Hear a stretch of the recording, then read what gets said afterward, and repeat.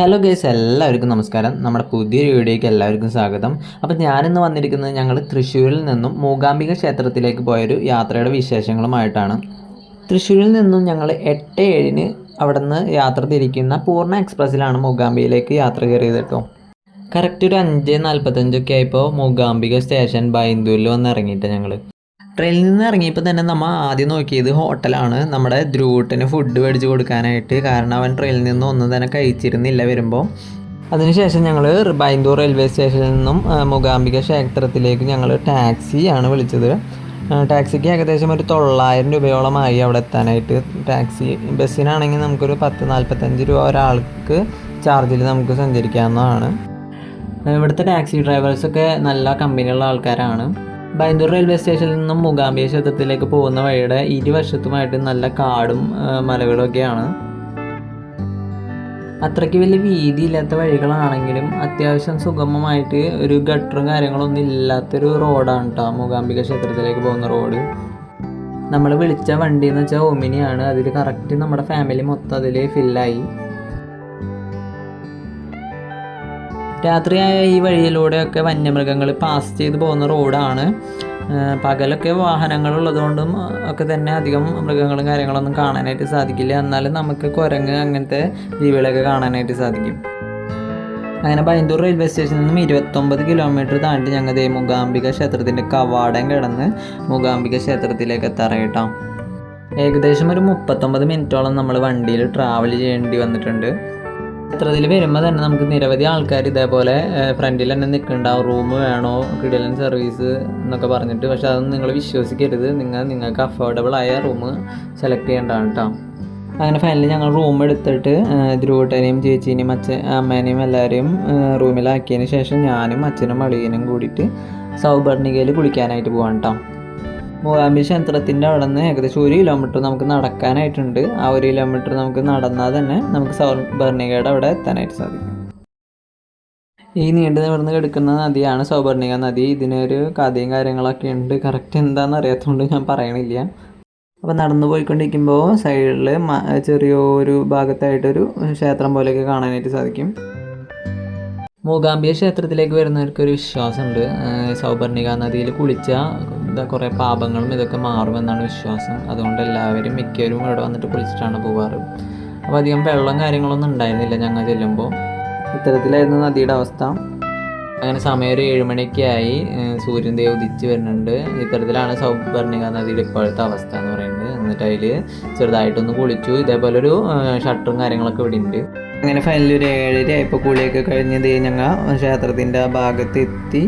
അതിനുശേഷം റൂമിൽ പോയിട്ട് ഡ്രസ്സൊക്കെ മാറിയിട്ട് നേരെ ക്ഷേത്രത്തിൻ്റെ ഉള്ളിലേക്ക് ഞാൻ തൊഴാനായിട്ട് പോവാണ് കേട്ടോ. അപ്പോൾ ആ ഫാമിലി എല്ലാവരും ഓരോരുത്തരായിട്ട് തൊഴാൻ പോയിട്ടുണ്ട്. അപ്പോൾ ഞാനും അതേപോലെ തന്നെ ക്ഷേത്രത്തിൻ്റെ ഉള്ളിൽ കയറി. അപ്പോൾ അവിടെ നിന്ന് പൂജ നടക്കുകയായിരുന്നു.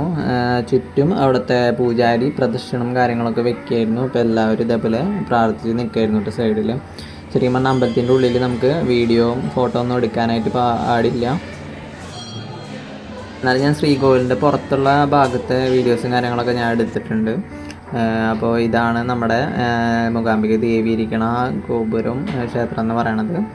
അങ്ങനെ തൊഴുതതിന് ശേഷം ഞങ്ങൾ പുറത്തേക്ക് ഇറങ്ങി. ഇതാണ് വഴിപാട് കൗണ്ടറും കാര്യങ്ങളൊക്കെ. അപ്പോൾ ഫാമിലി എല്ലാവരുമായിട്ട് ഇങ്ങനെ നടന്നു. അതിന് ശേഷം വഴിപാടും പിന്നെ ധ്രുവൂട്ടനെ എഴുത്തിനിരിക്കുന്ന കാര്യങ്ങളൊക്കെ നോക്കുമായിരുന്നു. ഞങ്ങൾ ധ്രുവൂട്ടനെ എഴുത്തിനിരുത്താനായിട്ട് അവിടെ സരസ്വതി മണ്ഡപത്തിലെത്തി. സരസ്വതി മണ്ഡപത്തിൻ്റെ റൈറ്റ് സൈഡിലായിട്ട് ഇതേപോലെ ഒരു ഹോമം നടത്തുന്നുണ്ടായിരുന്നു. അതിന് ശേഷം റെസീറ്റ് എടുത്തിട്ട് നമ്മൾ ധ്രുവൂട്ടനെ എഴുത്തിനിരുത്താനായിട്ട് കൊണ്ടുവന്നിരിക്കുകയാണ് കേട്ടോ. ആള് എഴുത്തിനിരുത്താൻ കൊണ്ടുവന്നപ്പോൾ തന്നെ ആളൊന്ന് ചെറുതായിട്ട് പിണങ്ങി തുടങ്ങി. ആദ്യത്തെ എഴുത്തിനിരുത്തിയ ഉണ്ണികളൊക്കെ മാറിയതിന് ശേഷം ധ്രുവൂട്ടനെ എഴുത്തിനിരുത്താനായിട്ട് ഞാൻ ചേച്ചിയുടെ വേണ്ടിയിട്ടും ഇരുത്തി. ആളവിടെ ഇരുന്നപ്പോൾ തന്നെ കരച്ചിൽ തുടങ്ങിയിട്ടാണ്. ദേവിയുടെ വിഗ്രഹത്തിൻ്റെ മുന്നിലായിട്ട് ഉണ്ണികളെ ഇരുത്തി എഴുത്തിനായിട്ട് ഇരുത്തി ആള് ദേ കരഞ്ഞു തുടങ്ങി. ഫൈനലി ഇങ്ങനെ എഴുത്ത് കഴിഞ്ഞ് ദേ പുറത്തേക്ക് പോണ അവസ്ഥയാണ് ഞാൻ കാണുന്നത്. ആള് ദേ കരഞ്ഞുകൊണ്ടിരിക്കുകയാണ് കേട്ടോ. ആളെ അച്ചാച്ചനെടുത്തുകൊണ്ട് പോയിക്കൊണ്ടിരിക്കുകയാണ്. ആള് ഇപ്പോഴും കരഞ്ഞുകൊണ്ടിരിക്കുക. എഴുത്തിൻ്റെ ഹാങ് ഓവർ മാറാം. അപ്പോൾ അമ്പലത്തിൽ പുറത്തേക്ക് ഇറങ്ങിയപ്പോൾ തന്നെ ഇവിടെ നല്ല തിരക്കും കാര്യങ്ങളുണ്ട് അമ്പലത്തിൻ്റെ ഉള്ളിലേക്ക് കയറാനായിട്ട്. അതിനുശേഷം നമുക്ക് എപ്പോഴും മൂകാംബിക ക്ഷേത്രത്തിൽ വരുമ്പോൾ കാണാനായിട്ട് സാധിക്കുന്നതാണ് ഇത്തരത്തിലുള്ള രഥങ്ങൾ. ഇവിടെ പലതരത്തിലുള്ള രഥ മഹോത്സവം കാര്യങ്ങളൊക്കെ നടക്കാറുണ്ട്. ഇതാണ് നമുക്ക് മൂകാംബിക ക്ഷേത്രത്തിൻ്റെ ഉള്ളിലൊക്കെ എൻട്രൻസ് എന്ന് പറയണത്. ഇവിടെ നമുക്ക് കൊടിമരം, സ്വർണ്ണത്തിൻ്റെ പ്ലേറ്റ് ചെയ്ത കൊടിമരം കാര്യങ്ങളൊക്കെ കാണാം. ഇത് നമുക്ക് അമ്പലത്തിൻ്റെ ഫ്രണ്ട് ഭാഗം കാര്യങ്ങളൊക്കെയാണ് വരുന്നത് കേട്ടോ. നല്ല കിടിലൻ ആർക്കിടെക്ചറാണ് ഇവിടുത്തെ അമ്പലം കാര്യങ്ങളൊക്കെ വരുന്നത്. അതിനുശേഷം ഞങ്ങളൊരു ഹോട്ടലിൽ കയറി. അമ്പലത്തിൻ്റെ ഓപ്പോസിറ്റുള്ളൊരു ഹോട്ടലിലാണ് കയറിയത്. അത്യാവശ്യം തരക്കേടില്ലാത്തൊരു വൃത്തിയുള്ള ഹോട്ടലായിരുന്നു. പക്ഷേ അവിടുത്തെ ഫുഡും കാര്യങ്ങളും നമുക്ക് പിടിച്ചില്ല. ഞാനൊരു പൂരിയും വടയും പിന്നെ അതിൻ്റെ ഒപ്പം ഒരു ചെറിയ സാമ്പാറും ചട്നിയും കാര്യങ്ങളൊക്കെ കിട്ടിയത്. പക്ഷേ വിശപ്പുള്ളതുകൊണ്ട് ഇങ്ങനെ കഴിച്ചു പോയി ഗൈസ്. അപ്പോൾ സമയം 1 മണിയായപ്പോൾ ഞാനും അച്ഛനും എല്ലാവരും കൂടിയിട്ട് അന്നദാനം കഴിക്കാനായിട്ട് അമ്പലത്തിൻ്റെ അവിടേക്ക് പോയിക്കൊണ്ടിരിക്കുകയാണ് കേട്ടോ. അപ്പോൾ നമുക്ക് ഇവിടെ എല്ലാ ദിവസവും നമുക്ക് അന്നദാനമുണ്ട്. ഒരു 12:30 തൊട്ടാണ് ഇവിടെ അന്നദാന പ്രസാദം സ്റ്റാർട്ട് ചെയ്യണത് കേട്ടോ. അപ്പോൾ ഇവിടെ വരുന്ന ഭക്തജനങ്ങൾക്ക് എല്ലാവർക്കും ഇവിടെ കഴിക്കാനായിട്ട് പറ്റും. നല്ല നീറ്റ് ആൻഡ് ക്ലീൻ ആയിട്ടുള്ളൊരു സ്ഥലമാണ്. ടൈലൊക്കെ വിരിച്ചിട്ട് നമുക്ക് മുകളിലാണ് കേട്ടോ ഈ അന്നദാന പ്രസാദം കൊടുക്കുന്നത്. അപ്പോൾ ഞാനും അച്ഛനിതാ ഭക്ഷണം എടുത്തു. അത് പൊന്നിയരി ചോറും പിന്നെ ഒരു സാമ്പാർ പോലത്തെ കറിയും ഒരു ചമ്മന്തിയാണ് കേട്ടോ ഭക്ഷണം എന്ന് പറയണത്. പൊന്നിരി ചോറാണെങ്കിൽ നമുക്ക് നല്ല വിശപ്പുള്ളതുകൊണ്ട് നമ്മൾ കഴിച്ചു.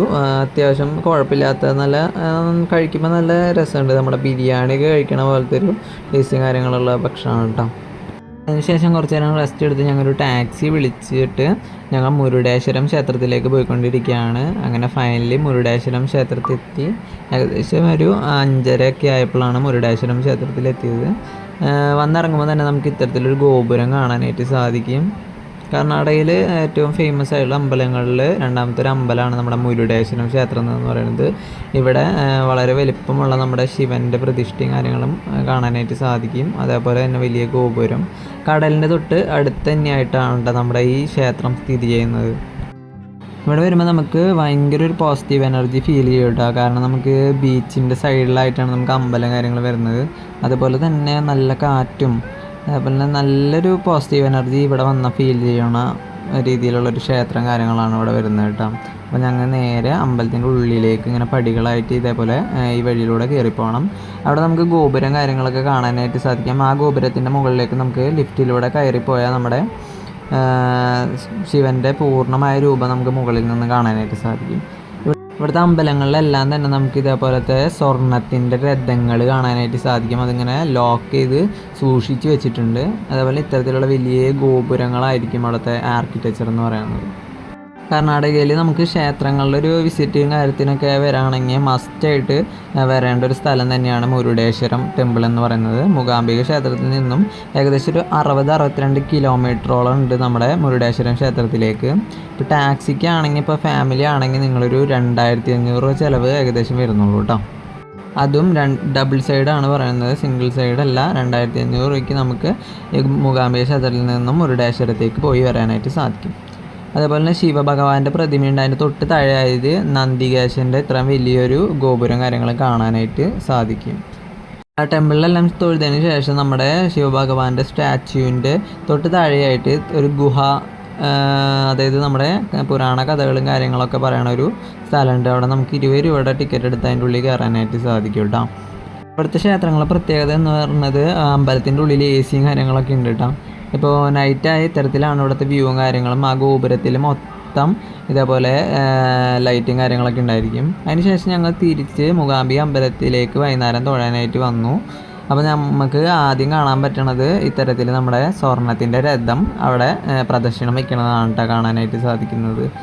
നമ്മുടെ സ്വർണത്തിലെ രഥത്തിൽ നമ്മുടെ മൂകാംബിക ദേവീനെ ഇരുത്തിയിട്ട് പ്രദക്ഷിണം അവിടെ ചെയ്യും വൈകുന്നേരം. മൂകാംബിക ക്ഷേത്രത്തിൽ വന്നാൽ 3 നേരം അമ്പലത്തിൽ തൊഴണം എന്നാണ് പറയുക. പല രൂപങ്ങളിലാണ് 3 നേരങ്ങളിൽ ദേവി അവിടെ ഇരിക്കുന്നത്. ഇതേപോലെ ദേവിയുടെ വിഗ്രഹം പ്രദക്ഷിണം വയ്ക്കുകയാണ് കേട്ടോ അമ്പലത്തിന് ചുറ്റും. അതിനുശേഷം നമുക്ക് പൂജകൾക്ക് ശേഷമാണ് നമുക്ക് അമ്പലത്തിൽ ദേവീനെ കയറി തൊഴാനായിട്ട് സാധിക്കുക കേട്ടോ.